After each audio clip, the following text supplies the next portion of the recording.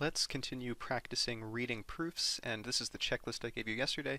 Every time we begin reading a proof, we will first check the assumptions, conclusion, and definitions. And as we read, we'll check what is the goal of every sentence, and if it's a deduction, we will ask why that deduction is true. Okay, so let's read a first proof. So this is actually one of the end of section exercises in Art of Problem Solving. It's the very first exercise in the book, which is 1.1.1. And the statement of the theorem we want to prove is that if a set A is a subset of B and A is also a subset of C, then A is a subset of their intersection B intersection C, or B cap C in LaTeX.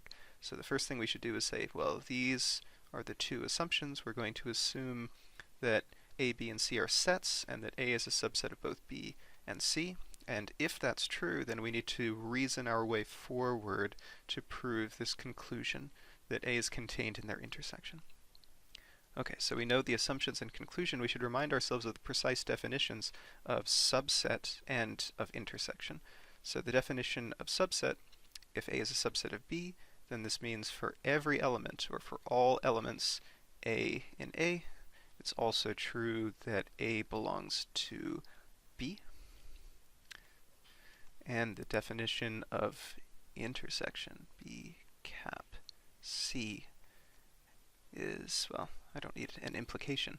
I'll just say this is the set of all elements X such that X belongs to B and X belongs to C.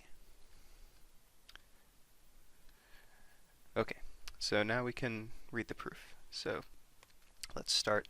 Let X in A be given. So what is this sentence doing? Note that we haven't actually declared what A is in this proof, and this is quite common. If sets are implicitly defined in the statement of your theorem, as they are here, so the statement of the theorem is kind of implicitly defining A, B, and C as sets, it's common not to repeat that definition in the proof itself. So even though we haven't declared the set A in our proof, we're just going to use it and assume, since it's been mentioned in the theorem statement. But we do need to declare X. X has not been mentioned anywhere in this theorem statement. So we're assuming that this X is an element of A, so we kind of declare this element X, which belongs to A. Okay, so now we're allowed to speak about X in the sentences that follow. So the next sentence will be our first deduction. So since A is a subset of B, we have, so this is a deduction here, we're deducing that X belongs to B. So whenever we have a deduction, we should ask, why is that true? Well, this follows from the definition of subset, right? So this first line up here, if A is a subset of B, then that means whenever A belongs to A, it's also true that A belongs to B. So here we know that A is a subset of B, so the right side of this thing is true. The right side of this implication holds. And we have already assumed that X is in A. So since X is in A, and we know for all A in A, it's also true A is in B, we can deduce that X belongs to B. That's a valid deduction because A is a subset of B. So the next deduction says, likewise, since A is a subset of C, we have X belongs to C. So here's another deduction, and this has precisely the same reasoning as the previous sentence. So we have assumed in the assumptions of our theorem that A is a subset of C, so that means the right side of this definition is true. If the right side is true, and we have assumed X belongs to A, we're allowed to use the implication that X belongs to, here, C, since A is a subset of C.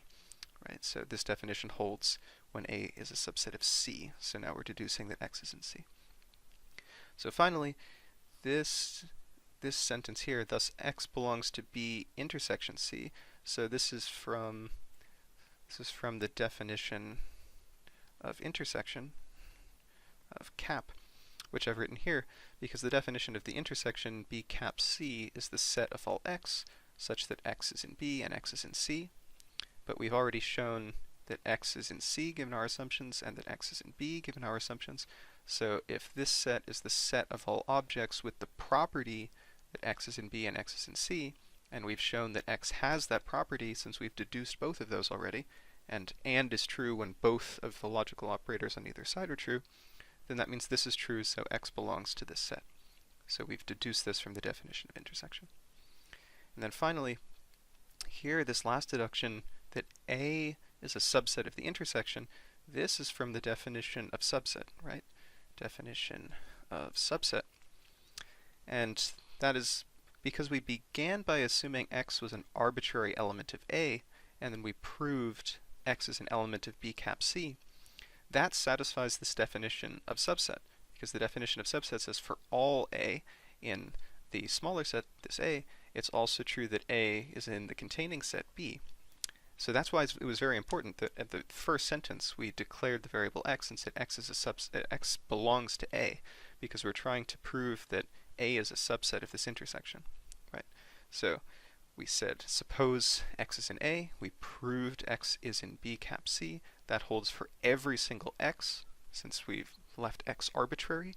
So therefore it satisfies this definition of subset, and we can conclude that A is a subset of the intersection B cap C.